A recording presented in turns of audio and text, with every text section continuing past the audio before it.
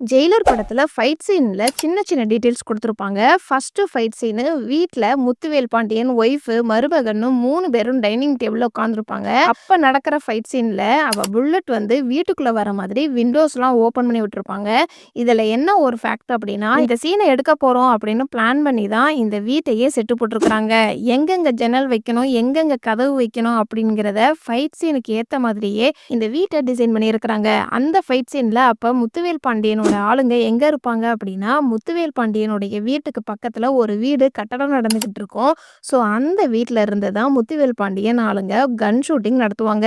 படங்கள்ல ஃபைட் சீன ஓட விட்டு பார்க்குற இந்த காலத்துல ஃபைட் சீனுக்கு கூட படத்துறை டீம் மெனக்கெட்டுருக்காங்க. கிளைமாக்ஸ் ஃபைட் சீன்ல நல்லா கவனிச்சீங்க அப்படின்னா, முத்துவேல் பாண்டியன் கிட்ட ஒரு கையில கத்தியும், இன்னொரு கையில துப்பாக்கியும் இருக்கும். ஆனா ரவுடிய கொல்றத டிஃபரெண்டா காட்டணும் அப்படின்னு எப்படி ஷூட் பண்ணுவாரு அப்படின்னா, கத்திய சென்டர் பாயிண்ட்ல வச்சு கன் எடுத்து கத்தி மேல ஷூட் பண்ற மாதிரி காமிச்சிருப்பாங்க. கிளைமாக்ஸ் ஃபைட் சீன்ல 3 பேரும் முத்துவேல் பாண்டியன ரவுண்டு கட்டி லாக் பண்ணிருவாங்க கன் வச்சு. அப்ப முத்துவேல் பாண்டியனுடைய கன்ல அடிஷனலா கத்தி இருக்கும். அது மூலமா முத்துவேல் பாண்டியன் எஸ்கேப் ஆயிருவாரு. ரஜினி நடிச்ச ஜெயிலர் படத்தோடைய ஹிடன் டீடைல்ஸ் தான் நாம இந்த வீடியோல பார்க்க போறோம். இந்த வீடியோல ஸ்பாய்லர்ஸ் இருக்கும். ஸோ படத்தை பார்த்தவங்க இந்த வீடியோவை பாருங்க. இந்த படத்தை தியேட்டர்ல பார்க்க மிஸ் பண்ணியிருந்தீங்க அப்படின்னா, இப்போ அமேசான் பிரைம் ஓடிடியில் அவைலபிளா இருக்குது. வேணுங்கிறவங்க செக் பண்ணி பாருங்க. முத்துவேல் பாண்டியனும் யோகி பாபுவும் மல்லிகான்னு ஒரு பொண்ணை பத்தி பேசிட்டு வருவாங்க. அப்ப யோகி பாபு என்ன கேட்பாரு அப்படின்னா, மல்லிகா உனக்கு எப்படி தெரியும் அப்படின்னு கேட்பாரு.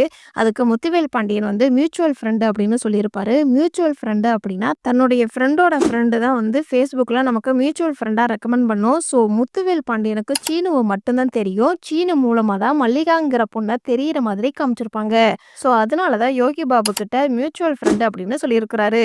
சீனுக்கு ஒரு வாய்ஸ் மெசேஜ் வந்திருக்கும். சீனு என்ன சொல்லியிருப்பாரு அப்படின்னா, வருமனுக்கு உண்மையா இருக்கிறோனோ இல்லையோ என் உயிருக்கு உண்மையா இருக்கிறேன் அப்படின்னு சொல்லியிருப்பாரு.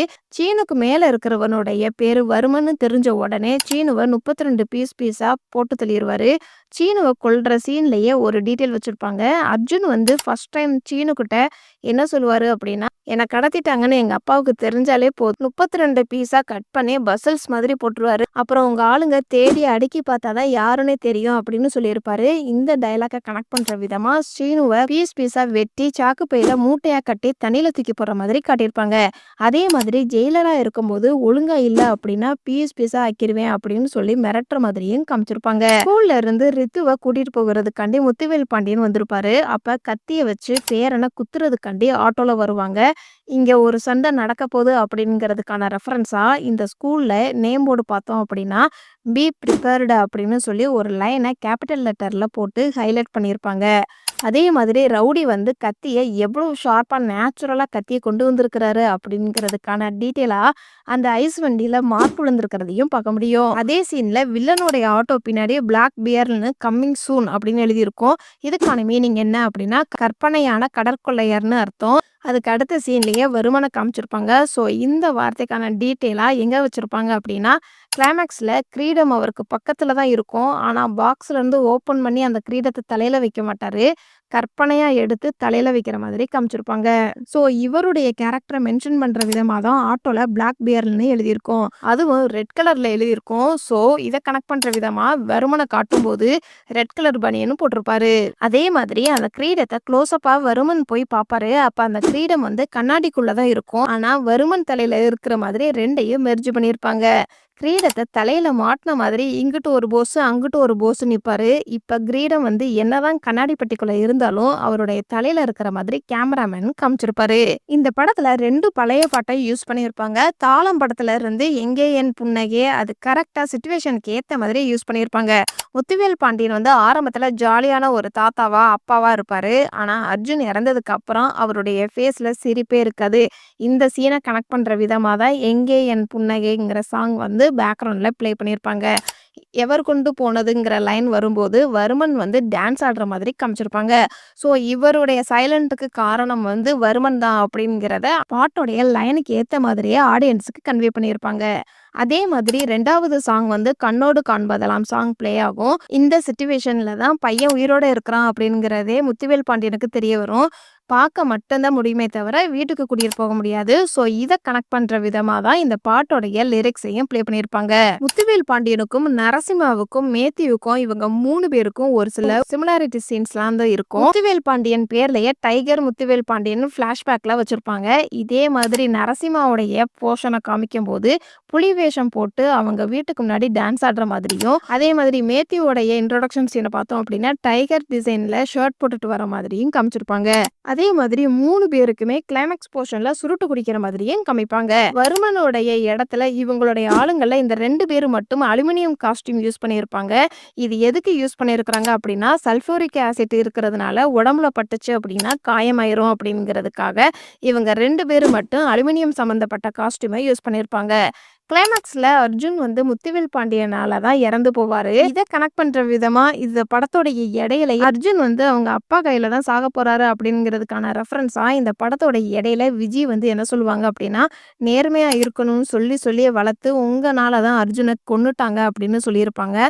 ஸோ இந்த டயலாக்கை கனெக்ட் பண்ற விதமா தான் கிளைமாக்ஸ்ல முத்துவேல் பாண்டியனே அர்ஜுனை கொல்ற மாதிரி காமிச்சிருப்பாங்க. இந்த சீன்ல யோகி பாபு இன்ஸ்டாகிராம்ல ரீல்ஸ் பார்த்துக்கிட்டு இருப்பாரு. அப்ப ப்ரொஃபைல் பிக்சர் பார்த்தோம் அப்படின்னா அவருடைய உண்மையான இன்ஸ்டாகிராம் ஐடியை யூஸ் பண்ணியிருப்பாரு. இவரு சோஷியல் மீடியால இருக்கிறதுனால தான் பிளாஸ்ட் மோகனை பத்தி யோகி பாபுக்கு தெரிஞ்ச மாதிரி காமிச்சிருப்பாங்க. நரசிம்மாவுடைய வீட்டுல ஒரு 4 பேர் இருப்பாங்க. இந்த சீன்ல யோகி பாபு என்ன கேட்பாரு அப்படின்னா, இந்த 4 பேரு எப்போதுமே இதே காஸ்டியூம்ல தான் இருப்பாங்களா அப்படின்னு கேட்பாரு. இல்ல இன்னைக்கு இந்த காஸ்டியூம்ல இருப்பாங்க, நாளைக்கு வேற ஒரு காஸ்டியூம்ல இருப்பாங்க அப்படின்னு சொல்லியிருப்பாங்க. இந்த சீன்ல இருந்தே படத்துடைய கிளைமாக்ஸ் வரைக்கும் ஒரே மாதிரி வேற வேற காஸ்டியூம்ல வர்ற மாதிரி காமிச்சிருப்பாங்க. இந்த சீன்ல யோகி பாபு வந்து சிலை கீழே விழுந்துருச்சு, உங்களுடையதான்னு வர வண்டி எல்லாத்துக்கிட்டையும் கேட்டுக்கிட்டு இருப்பாரு.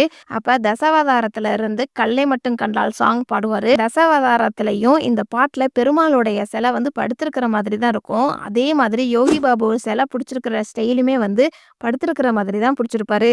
ஸோ இந்த சிச்சுவேஷனுக்கு ஏத்த மாதிரியே பாட்டும் பாடியிருப்பாரு. யோகி பாபு கிட்ட இருக்கிற சிலையை வாங்கிட்டு வண்டிக்குள்ளேயும் யோகி பாபு தூக்கி போட்டுருவாங்க. அப்ப லைட்டா அடிபட்டிருக்கும். கண்டினியூட்டி மிஸ் ஆகாம அடுத்த சீன்லயே அடிபட்ட இடத்துக்கு ஒத்தடம் கொடுக்குற மாதிரியும் காமிச்சிருப்பாங்க.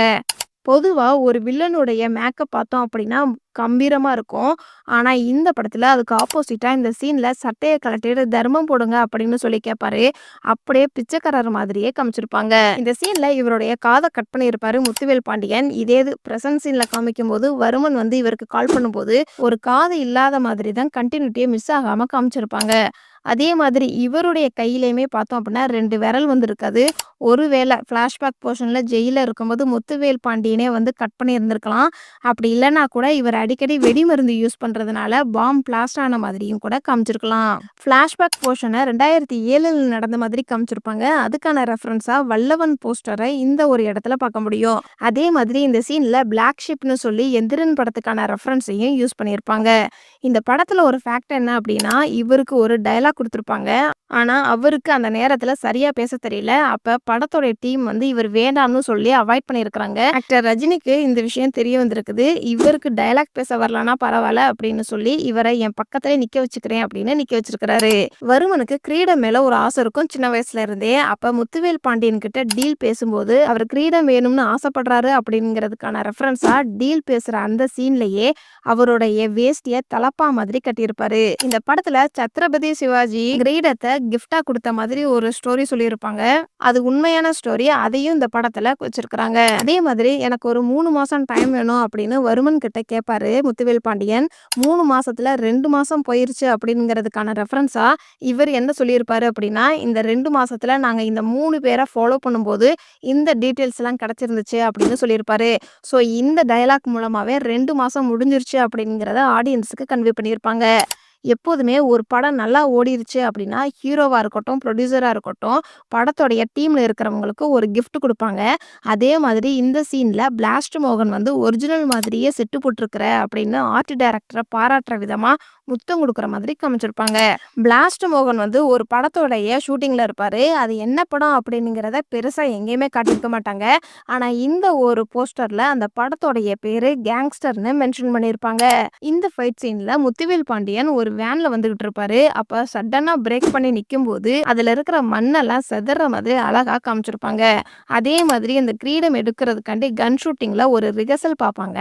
அதே மாதிரி தான் ஃபைட் சீன்லயும் ஷூட் பண்ற மாதிரி காமிப்பாங்க. அதே ஃபைட் சீன்ல முத்துவேல் பாண்டியனுடைய வண்டி வந்து கவுந்துரும். இவரு உயிரோட தான் இருக்கிறாரு அப்படிங்கிறதுக்கான ரெஃபரன்ஸா அந்த வண்டி மேல கழுகு பறந்து போற மாதிரி காமிச்சிருப்பாங்க. வருமன் வந்து முத்துவேல் பாண்டியன் கிட்ட உன் குடும்பத்த லாக் பண்ணி வச்சிருக்கிறேன் அப்படின்னு சொல்லி வீடியோ கால் மூலமா காமிப்பாரு. ஆனா முத்துவேல் பாண்டியன் வந்து அத கண்டுக்கவே மாட்டாரு. நம்ம கரெக்ட்டா தான் காமிக்கிறோமா அப்படின்னு ஃபோன திருப்பி பார்க்குற மாதிரி டார்க் காமெடி பண்ணியிருப்பாரு. ஒருத்தவங்க இறந்துட்டாங்க அப்படின்னா, அதனுடைய இது வந்து பட்டர்ஃப்ளை மூலமா ரிஃப்ளெக்ட் ஆகும்னு சொல்லுவாங்க. அதே மாதிரி அர்ஜுன் இறந்ததுக்கு அப்புறம் பட்டர்ஃப்ளை பறந்து போற மாதிரி காமிச்சிருப்பாங்க. முத்துவேல் பாண்டியன் இந்த சீன்ல அர்ஜுன கொல்லும்போது தலைய கீழ குனிஞ்சு நடந்து போற மாதிரி காட்டியிருப்பாங்க.